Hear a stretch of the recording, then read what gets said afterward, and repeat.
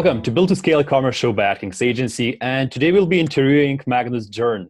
He is a co-founder of 7 companies, a pioneer and a thought leader in mobile apps, clean water technology, innovation, and human-centric design. Currently, Magnus is the chairman of TAPP Water, an European company that empowers ordinary people to easily get clean and healthy water straight from their tap. And today we'll be talking about a very interesting thing that he's doing is about implementing PR in your marketing strategy and how PR supported by paid advertising is significantly better than just casual advertising alone. So Magnus, could you introduce yourself a little bit more to our audience? Yeah, and thank you for inviting me to the show. It's great to be talking. So yeah, I'm from Sweden, although I've spent most of my life abroad. Across the US, UK, Germany, and Spain for the last 10, 12 years. Yeah, I started my life with computers. So I've been computer savvy since I think I was 7, 8 years old. Have had the opportunity to work with some of the biggest companies in the world as customers, both in e-commerce and in other areas. So it's really been passion. But then with TAPP Water, for the first time, I'm kind of on the sales side. So I'm actually producing and selling hardware and software. And hardware is hard, we've learned, but we're getting better and better at it. And my role now, obviously as a chairman, is to really push the company to succeed with our mission and to make sure that we have the right people on board and investors and so on, but also within the company to support digital platforms, support PR and R&D, which is one of my favorite areas. Okay, so I guess it connects to your background being software engineer and mobile app developer, right? Yeah. Could you maybe tell us how did you connect with and how you got into clean water technology coming from there? Yeah, I guess first of all, why would anyone that is in software want to go into hardware? That's so I've asked myself that many times. But I think the important thing is to define problems that you want to solve, to find opportunities. And in our case, what we saw was that a huge amount of people around the world drink bottled water, and they should be able to drink the tap water. So our question was just like, why is that? And could there be a better solution? So that was the starting point of why we got into it. Not because I wanted to get into water filtration or anything. Okay, so like software engineering, I guess this is how, like software engineering background influenced your approach, looking for problems and finding the solutions, right? Yeah. And I think that's the important thing that we can see, and having worked with a lot of the big CPGs, so Unilever and Johnson & Johnson, P&G, and so on. Generally, when they work in creating hardware, and this also applies to many of like Electrolux and other traditional companies like that. When they work on it, it's a very traditional path. It normally takes 3 years to develop the hardware, then they launch it, and then it's on the market for 5 years, and then they produce the next version, kind of like cars. And our approach has been that we want to get things out there as quickly as possible and learn from that. And then iterate forward. So it's quite a different process in terms of developing hardware. So we're actually doing new releases of our products every 4 months based on customer feedback, based on testing internally, based on the R&D that we're doing. So extremely fast iterations. Okay, that's like really extreme, because like even good e-commerce businesses are usually releasing new products at least like 2 times a year. So usually a 6-month cycle. And then if you're talking about tech, etc., especially if, let's say, we're talking about water filtration, which is, not the product you can change much, invent, right? It's usually the same principle. Most likely small details are changing. You would think so, but it's not actually, because if you look at things like you can optimize taste, for example. For each market that we go into, the taste preferences are a little bit different. So we also have to look at like how can we make sure that we meet the requirements from everyone. But it's also things like water pressure. So we notice over time that we can optimize the way where the water comes out of it. We can optimize the way that people change the cartridges. We can improve the way that the filters attach. and then lots of other things in the path of the filtering mechanism, and then obviously also the digital products to support it. So our mobile app that supports one of the products, the installation procedures. So we went from having paper manuals to completely digital manuals, and now we're constantly iterating on that. And obviously the advantage of that is that when you're selling on Amazon, for example, it means that all the customers that buy our products on Amazon actually sign up through our website. Whereas that's a general big issue for product companies that sell on marketplaces, is that you lose touch with your customers. You don't have their email address. You don't have any way to get in touch with them. And we pretty much have that for everyone. Okay, that sounds like really smart. And what does your app do in conjunction with your product? How do they work together? On Tap to Click, which is the high-end product at the moment, it has a button on the top, and when you click on the button, it sends a push notification or a Bluetooth notification to your phone and tells you how much of your cartridges are remaining, how much money you've saved, and a bunch of other things. It's more of a fun gadget interaction to remind you to change your cartridge. But it was also a stepping stone to what we're doing next, which is some super cool stuff in IoT with sensors and more, which will be coming out later this year. But in addition to that, it also supports all of our products. So you can go in there and you can, so it manually always sets up or automatically sets up each customer, so you can track your filter, and then it tells you when they run out, and then you can just click replace immediately. They give you notifications telling you what a great job you're doing in terms of reducing CO2 impact on the environment, money you're saving, and all of that. So we're trying to really engage people with all of this gamification, right? Yeah, and that's working great for a large group of people, and that's a big difference also compared to like competing products, traditional water filtration products, because they're seen just as they're a product that you install, and then maybe once every 6 months, once a year, you do something to it, and then it disappears. We think that we can do much better. Okay, so when we were like chatting before in emails, you mentioned that you are always focusing on output rather than task activity. So I guess this is what we are talking about right now. It's kind of related to that, right? Where you want to have as much output as possible, test it out, and then have some sort of results and have more output. Exactly, or I guess outcome we can also talk about. But and the main thing here is that we didn't really have any preconceptions about what a water filter should be. We don't care if it's reverse osmosis, activated carbon, or ion exchange, or any of these technical terms. What we care about is how can we deliver clean, tasty water to the customer in a simple and affordable way. And based on that, like by just focusing on the outcome that we want to achieve, it means that our team is they're completely open in terms of creativeness to find solutions for this. We don't really care how it's done, as long as it's safe and meets those outcomes. And I think that really helps a lot in everything that companies do. And too many companies are way too focused on the tasks, on the activities that you have to do, and micromanage that. And also with suppliers. So like for example, if you're outsourcing mobile app development or website development, the common thing is to give them a detailed spec of here are all the things that we need, here are the features. But instead, actually, if you gave them your desired outcomes, what is success for us? These are the goals that we want to achieve, and then you work together towards that. Chances are that you're going to be a lot more successful, because you also use their creativeness. Like all the experience that they have, all the knowledge that they have will be put into the project, and they will become a lot more passionate about it. I mean, even better if they're actually customers of your product, which is in most cases, almost all of our suppliers are also customers. We want to make sure that they use our products and they learn from them. So that helps them also to give input on that. Yeah. And I think this outcome-based thing really helps everywhere. Okay, so absolutely makes sense. And are you guys outsourcing? And you can actually, and just as an example, you can actually even do this with shipping. So with the logistics companies that we work with, one of our desires is for them to be more sustainable. So we would love if they use better packaging, but we don't tell them what to do. We tell them what our goal is, which is that the end customers perceive the service that they deliver as sustainable, because that's what really matters.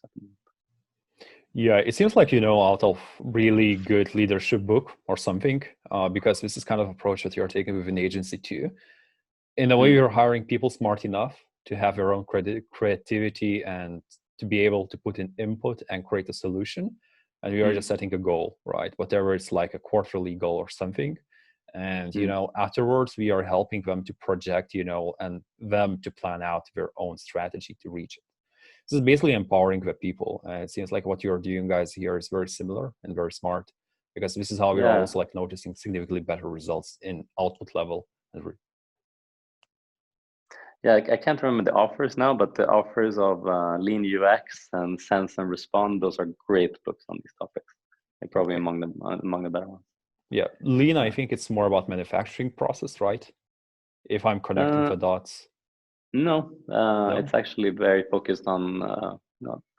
I think maybe the Lean company maybe was more, but the Lean Hmm. UX is definitely more. Okay. And tell me a little bit more, how did you develop your products? What were like the first step when you were like developing the first prototype? Did you Mm. immediately know that you want to do an app on the side? And, where you were basically, have you been creating the app yourselves in-house or outsourcing it? No, so so we actually funny so because I've been working with app development for over 10 years. I said I don't want another app. We don't need more apps. But then yeah, it became something along like as we were starting to test the products and what people wanted and needed, it became something that that helped us in producing the outcome that we wanted. But what we really did, so we started by testing all the products that we could find on the market. So we tested 40, 50 existing products. We also looked at what customers said about them on Amazon and other places to really figure out like what are they doing well and what are they doing wrong. And there's actually an incredible podcast by I think Tim Ferriss, an interview with the Benitago Group or something like that. Entrepreneurs, two 21-year-olds that created like a $20 million business in 3 years from doing something very similar. Well worth listening to. But so in our case, it was basically looking at like we found that existing products didn't provide great taste. They were often poor quality. They were expensive. They had slow water flows. Like we found all these issues with them, and then by then we now knew like what are the things that we need to solve to provide a better product, or something that really works, something that delivers the results that people want. And based on that, we created our MVP, which was TAPP One together with a company in Taiwan, and it was definitely not at all what we perceived as our longer term vision, and we're still not there. But it was a good step on the way that solved several of the things that we identified. And when we launched it, the customer feedback was amazing, just in terms of wow, I can drink the water, it tastes good, and it's easy to use, and that's good enough. And of course, like we had the design wasn't great, and there were lots of things that we weren't happy with, but the thing that works, and I think this is one of the things that is so important when we launch, whether it's an app or a website or a product. It's like if you can get one or two things really well, then it's good enough as a starting point. But if you can't get one or two things well, then you shouldn't be launching. Uh, Yeah, basically what you're saying, do not overcomplicate at the start, create minimal viable product that's very good in certain areas, and yeah. then evolve over time. And Mm. how did you personally change your product when it was growing? Because you mentioned you're releasing new versions of a product every 4 months, right? So how Yeah. did it change over time? Yeah. So some examples was like just the where the water comes out of the filter. It's that you get a lot of pressure from these things because you have a lot of pressure going through a faucet, and it created a spraying effect in a lot of them when you have high pressure. So it's like there's Yeah. a risk if you're standing in front of it that your shirt might get a little bit wet, which is not really a problem because it's water. But anyway, but we actually managed to figure out ways of like making sure that it's a more even. It's an even flow that comes out of there. So that's a very small thing, but it's something that people appreciate. Other things are like in terms of the cartridge materials. We started with biodegradable materials, and then we realized that biodegradable is a bit greenwashing, actually, unfortunately, because it doesn't really work with the waste chain in Europe. So most biodegradable materials end up on landfills and are not really that much better. So then, together with our customers, we redesigned that in a way that it makes sense. So they're recyclable and reusable instead. So that's a couple of examples, but also like things like switches, so making it easy to switch on and off the filter, the how long the cartridges last. Yeah, lots and lots of small iterations in every one of these releases. Yeah, you mentioned that you were like redesigning a product together with your customers, but how did you do that? How did you involve your customers into redesign process? So one is always doing user testing. So whatever bigger change that we do, we bring in usually around 6 to 12 people. We see them unpackage the boxes, we see them installing them, we see them using the app, we see them like everything. Everything that they're using, which is great. And then the other thing is using surveys, exit surveys for people that because it's a subscription-based business, so if people cancel their subscription, we always get their feedback on what was it that they didn't like, what was the problem, and yeah, so those are some of the examples. And then also from our staff, because they're professional users of our products. So although I think it's not, I mean, you always want unbiased user feedback first, but the feedback from your own staff is extremely important as well. So that's a critical thing in terms of making sure that they use it, and they're probably the most critical as well. Yeah, because we are so involved, right? We all we know all the nooks and crooks, right? Yeah, and small details. And tell me, when you were like just starting, how did you get your first sales? Was it just e-commerce, or have you started doing something else at the start? Wow, yeah, it's a bit of a, so we started, so we got our first like WooCommerce store ready in September 2016, and I think the first couple of weeks when someone bought something, we were celebrating with champagne. We saw like everybody was sitting there and looking at, oh, no sales, no sales, no sales, and then at the end of the day, oh, we had a sale today, yeah. And then we go out, and if it was close enough, we would go out and hand deliver it. To make sure that the customer was happy. So yeah, I think, but then what we also saw was that in the beginning, it's all about being seen. So we were in marketplaces, so actually trying to get as much face-to-face sales as well, which we think is important because once again, you get the direct feedback. What do they ask about? And that helps you to improve the product listings, and it helps you to improve the FAQs. So if people ask, I'm not sure if this is going to fit my faucet, or they ask, okay, what happens? How often do I need to change the cartridge? Like, is this really as good as bottled water? And then they taste the two next to each other, and they're like, actually, yeah, it is. So I think those things have been really important. Okay. And I think if we look back at the website and the product pages that we had from the beginning, wow, it's changed. It was so extremely basic, and still, we're only, and that was 3.5 years ago. So it's not a long time ago. Yeah. Did you guys start putting all these kind of like questions that people have into your website and answering them into your landing pages? Originally, we didn't. We just put them into an FAQ. And I think what we realize now is that customers really prefer to have it on the landing pages. So we've become much better at doing that. That's a nice optimization thing. And I guess a lot of people have told you to do that, but it's a tricky thing because you don't want to make it's always this balance between making the pages too long and too much information and then not enough. But we're now seeing that, yeah, you definitely need to, it definitely works, especially if they're just at the bottom of the page. It doesn't really matter. You're not distracting from anything else. That works really well. Yeah. And if you're, let's say, having longer landing pages, just add a few additional add to cart buttons. And if you have, let's say, an options and you can't add to cart, somewhere in the middle of a landing page, just have a button that scrolls back up. Yeah. Increases conversion rate for long landing pages like tremendously. Yeah. And even, I mean, we have it even on the very top of the page because some customers, they've already decided that they want to buy it. So yeah, they don't need, they just don't want to go anywhere. Yeah, absolutely. And when we were like talking, actually in email, right, you mentioned that PR, it's very good to combine PR with paid advertising. It's much more efficient than doing like any one of them separately. Could you expand a bit more about it? Yeah, first of all, I was a bit like, we had this, because we're in the sustainability, we're doing something which people recognize as helping the planet, making the planet a little bit better. It's very PR friendly.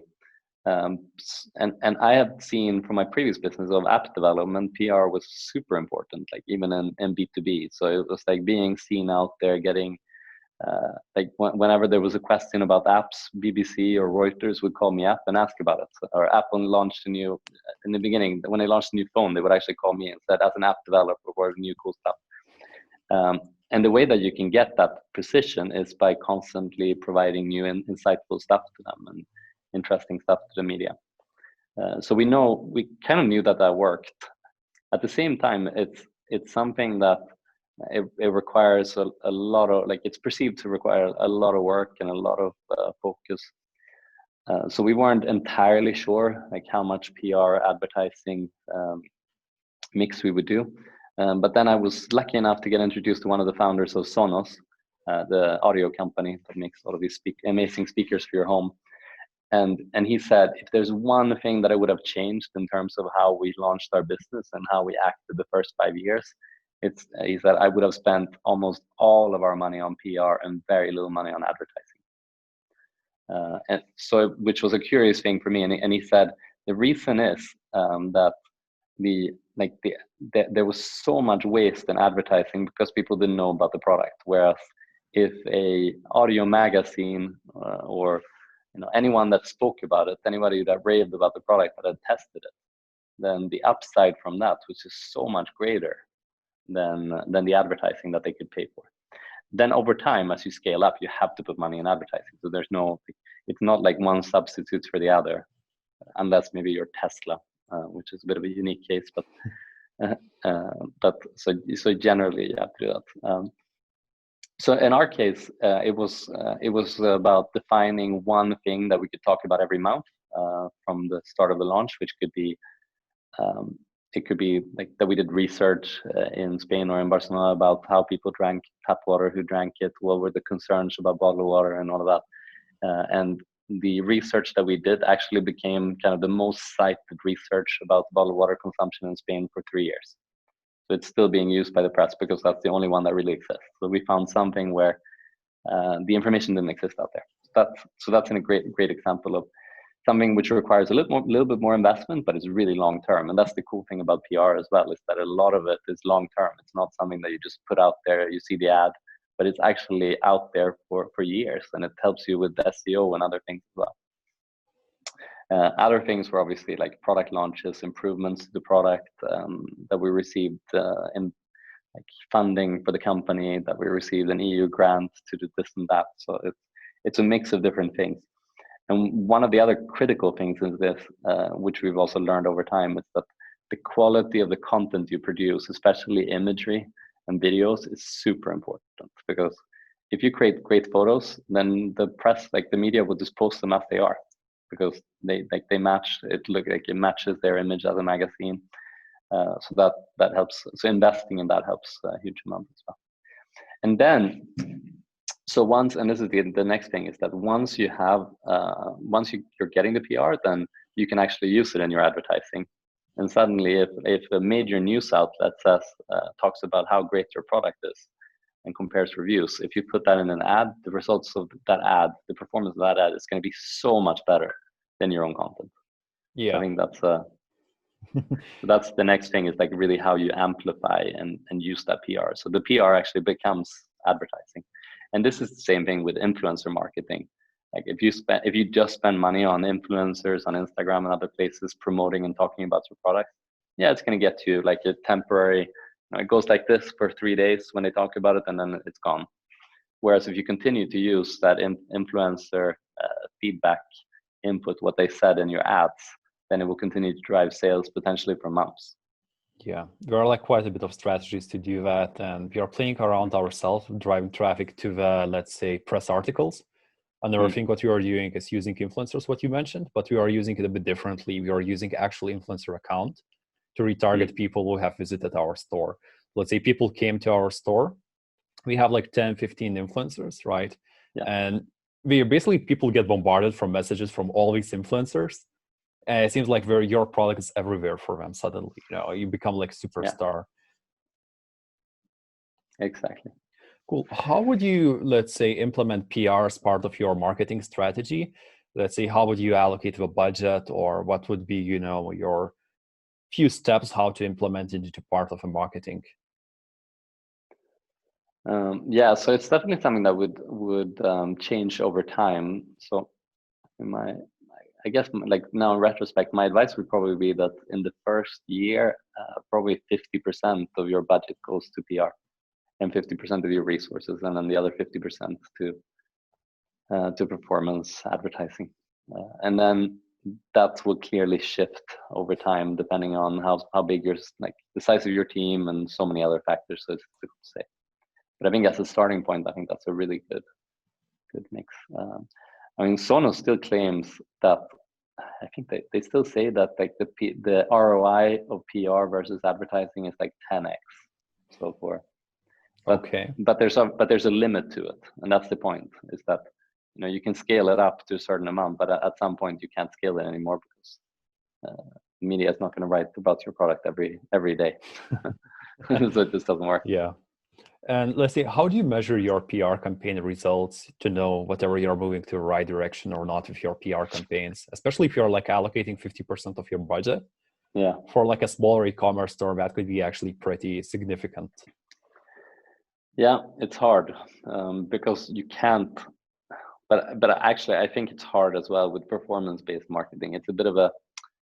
I mean, this depends. So if you're only selling products in one place, and you're only advertising in one place, then it's probably fairly easy to do attribution and so on. But when you start combining stuff, so when you start doing PR, word of mouth marketing, you're out there in other places, at some point the mix makes the attribution completely impossible.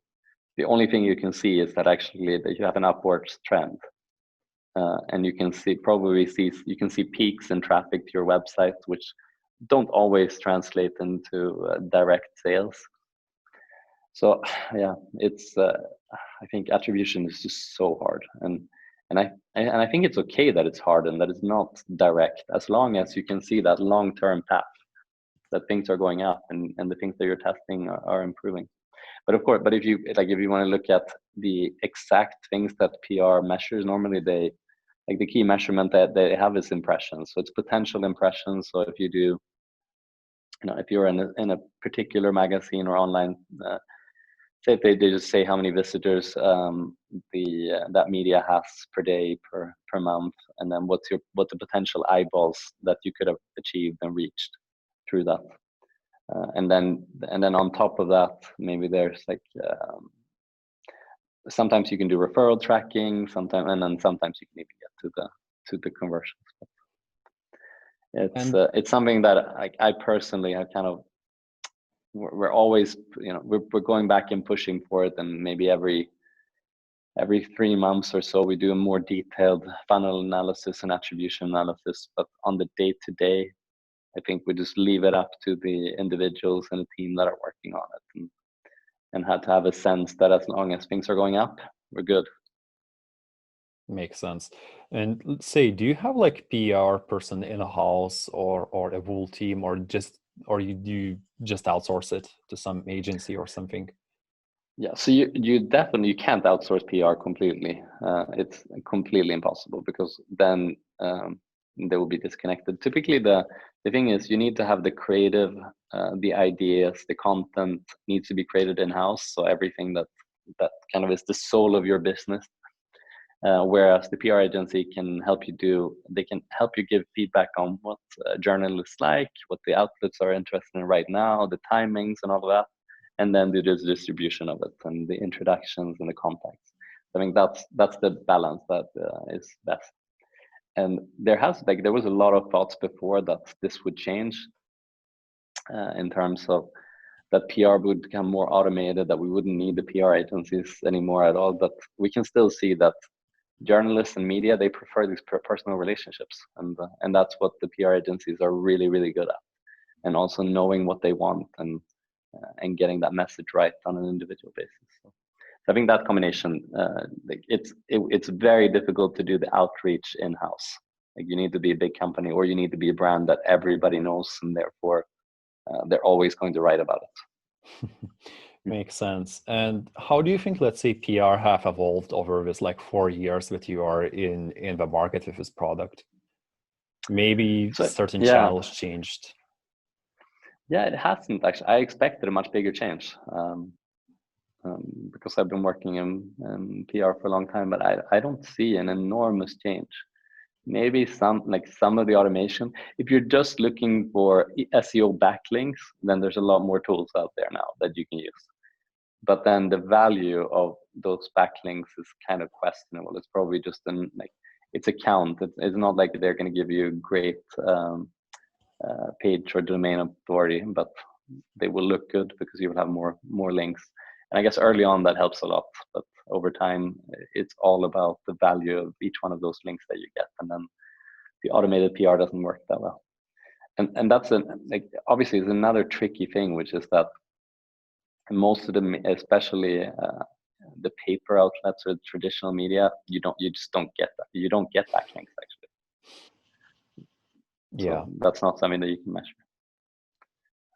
But that's, I guess, going in, it's a mix. Okay, and personally, from your experience, because you have quite a bit of experience with PR, do you think it works for all niches, or you would say avoid it for like certain specific niches or something? Probably not. I mean, even the oil industry, like Shell and PP, they do PR, Yeah. Yeah. and they might not be perceived as the most PR friendly products, but it works. So yeah, everybody needs PR for sure. Whether what the ROI is clearly going to differ, but it's important both for B2B and B2C businesses. So, and I would say, the sexier your product is, the better it's probably going to work. Yeah, I guess it needs some sort of differentiating factor or some sort of hype about it to work better, right? Yeah, but I mean, even like Ryanair, which is just cheap, that's a differentiation as well. And their PR works amazing. They will go out and say like, we're going to charge for toilet visits on the planes, and then they receive an enormous amount of negative PR, but for them that's good PR. They don't care. Yeah. So it's but obviously, generally you want positive PR, so you want to control it a little bit better, maybe. Yeah, because like negative PR, I think it's a whole other level strategy, and I've seen like some people use it very well. If you combine it with, polarizing, basically you become super lovable for a part of people, and part of the people will hate you, and you just create a fight between them, and your fans will actually drive up your sales quite a bit more than the negative side. It's quite complex, but I have seen some people execute it amazingly well.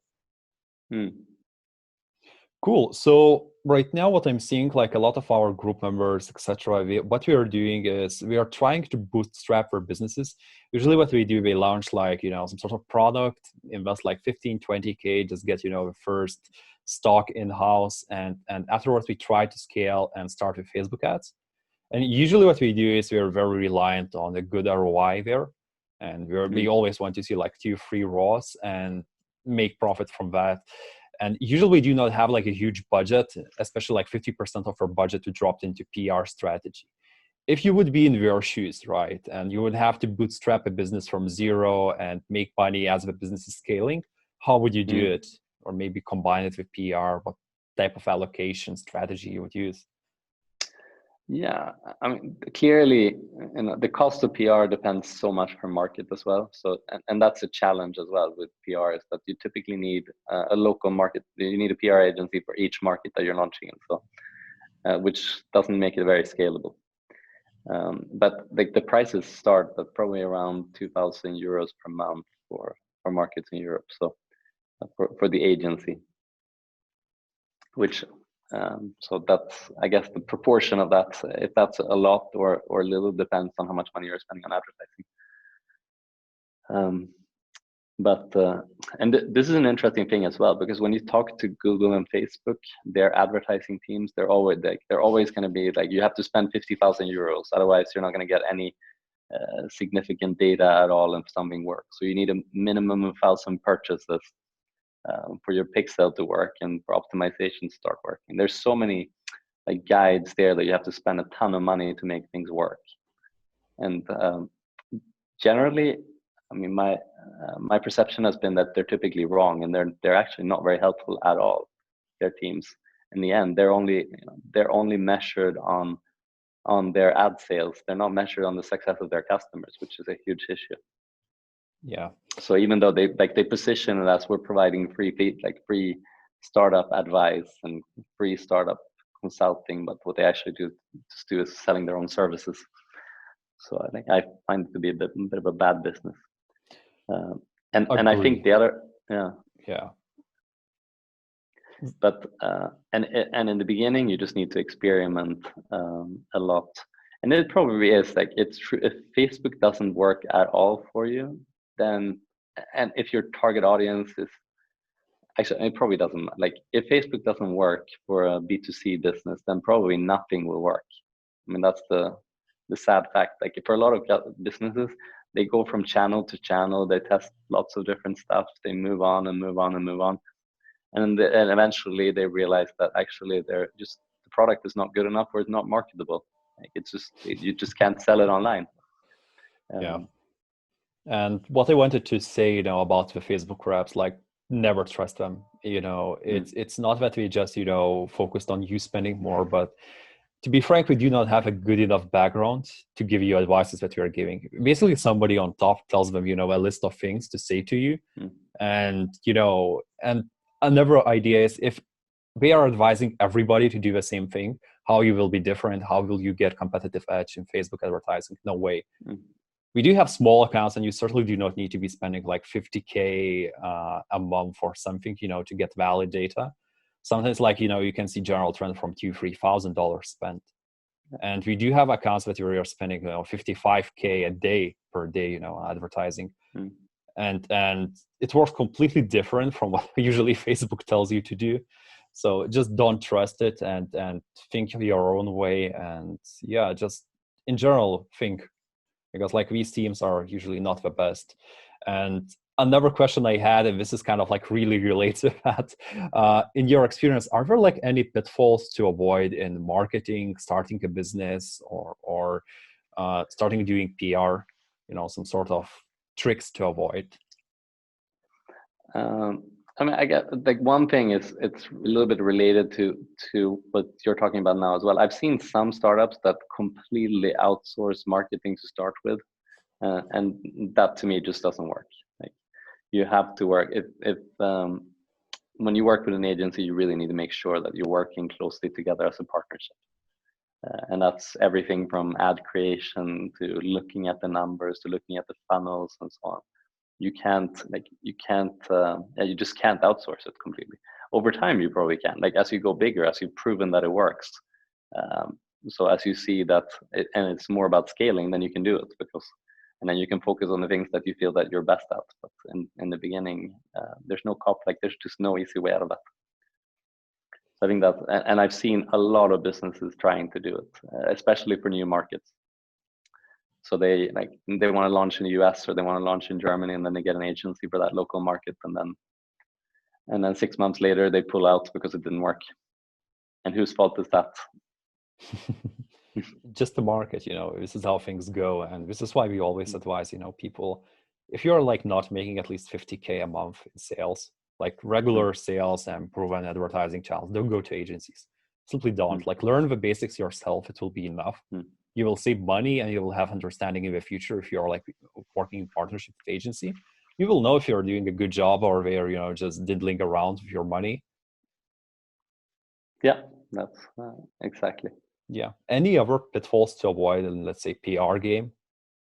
Maybe choosing wrong outlets or wrong partners. Maybe there are like some certain tricks how PR agencies are getting money out of you. One thing is that if you're not providing them with great content, then they will create it, because they want to continue to get your monthly fee, and they want to make money from you. And I don't know, I've never seen great results from that. So it's like you just can't trust them to do that. So I guess it's similar to the advertising and marketing part. It's like, you need to play your role. There's no other way. So if you don't feel like you have the time or the skills in house, then don't do PR. Yeah, makes sense. Anything else? On that, no. I think it's enough pitfalls. Okay, so I do have like kind of a last question that it's already becoming kind of like regular way to finish the episode. So first of all, I want to thank you for your time. But the last question is, if you would have to give like 3 pieces of advice to people looking to develop their, let's say, marketing strategy for a new product, what the final advices from all this talk would be for them? Just a quick summarization of everything. Yeah. So one is identify a small customer segment and become the leader in that segment, and then expand. Like, it's so common, and we did this mistake ourselves. Like, we did find a market that's 600 million people worldwide that drink bottled water. How are you going to get to those if that's your market segment? So really, like, start small. Peter Thiel has an amazing chapter on that in his book 0 to 1. So yeah. Second one is invest in creating amazing content, including like pictures, videos, and PR. It's really worth it if you're launching products, and it doesn't matter if it's fashion or something else. But just get that right, and it doesn't have to be expensive. And then my third one would probably be like, have patience. There is no magic bullet. The average time that it's like for a company to reach profitability is at least 18 months. It doesn't matter how amazing your business idea is or how great your forecast is. It takes time. So plan for that. And then if you do it faster, then amazing. Congrats. But be realistic about it. And it's also like the other thing there, it's that it's okay if you have a business that doubles every year for 10 years, you're going to have a big business. You don't have to stare yourself blind to the numbers that VCs are always talking about. They want like 20% growth month on month, which means very high growth. It's okay to create amazing businesses by just doubling and doing a great job. Yeah, just play a long-term game essentially. Yeah. Cool. So Magnus, it was amazing to talk with you, and really thank you for your time. Thank you. It was great to talk, and insightful for me as well.